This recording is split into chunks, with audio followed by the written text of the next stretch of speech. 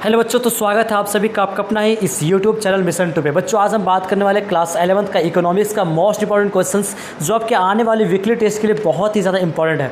ठीक है, तो चलिए बिना लेट के वीडियो को शुरू करते हो और जो इस चैनल पर नया आए हो चैनल को सब्सक्राइब कर बेल को प्रेस कर लेना। मैं अंकित सर इस तरीके का वीडियो लगातार लाते रहता हूँ जो आपके वीकली टेस्ट के लिए, बोर्ड एग्जाम के लिए, सारे कुछ के लिए बहुत ही ज़्यादा इंपॉर्टेंट होता है।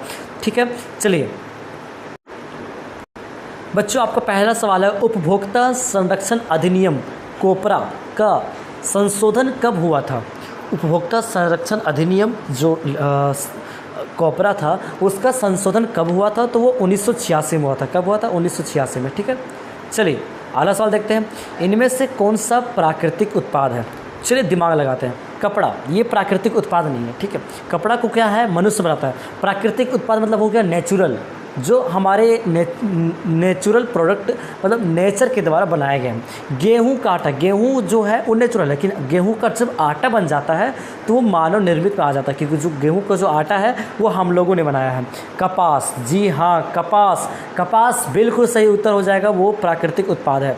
अगला सवाल देखते हैं, सार्वजनिक और निजी क्षेत्र किस आधार पर विभाजित है? रोजगार की शर्तें, आर्थिक गतिविधियों की विभाजन, उद्यमों के स्वामित्व, उद्यम में नियोजित श्रमिकों की संख्या। बच्चों ये क्वेश्चन मैंने कई बार बताया हुआ है।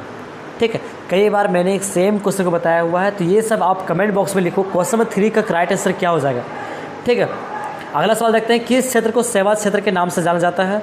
तो सेवा क्षेत्र के नाम से तृतीय क्षेत्र को जाना जाता है। तृतीय क्षेत्र को सेवा क्षेत्र के नाम से जाना जाता है। ठीक है, जो कि आपने क्लास 10th में भी पढ़ा होगा। अगला सवाल है, मानव विकास रिपोर्ट किसके द्वारा पेश की जाती है? तो वो यूएनडीपी के द्वारा। किसके द्वारा?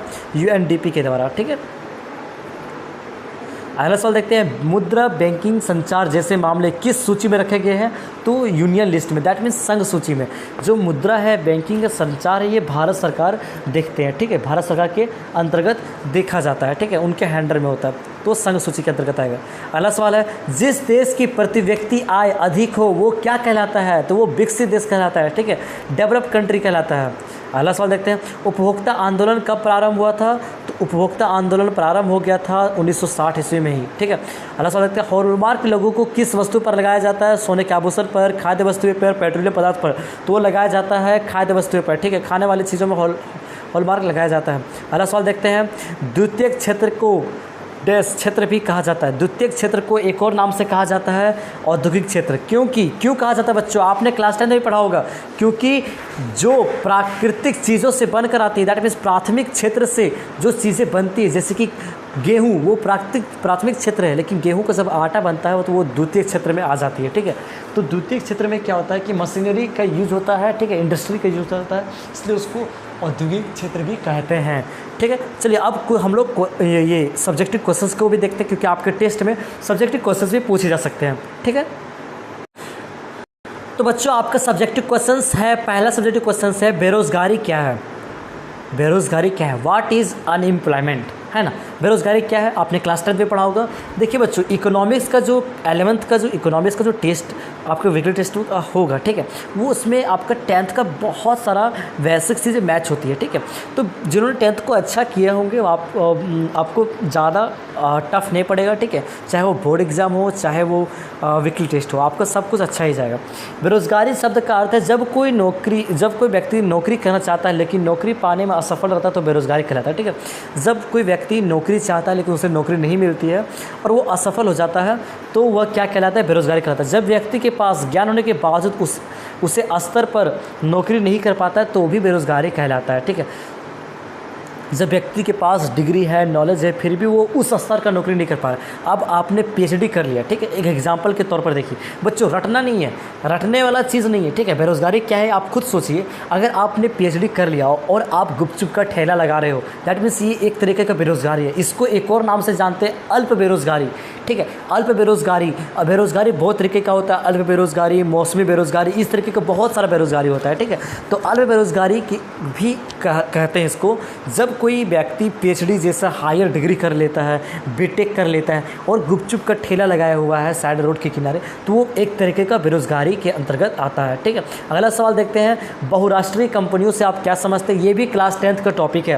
देखते हैं, बहुराष्ट्रीय निगम या बहुराष्ट्रीय कंपनियां कॉरपोरेट संगठन है, एक तरह का संगठन है, ऑर्गेनाइजेशन है जो अपने देश के अलावा एक से अधिक देशों में काम करता है। ठीक है, अपने देश में काम करता है ये और बाकी देश में काम करता है। बहुराष्ट्रीय कंपनी एमएनसी का केंद्रीय मुख्यालय अपने देश में होता है। ठीक है, जो उसका मेन हेडक्वार्टर जो होता है हमारे देश में होता है।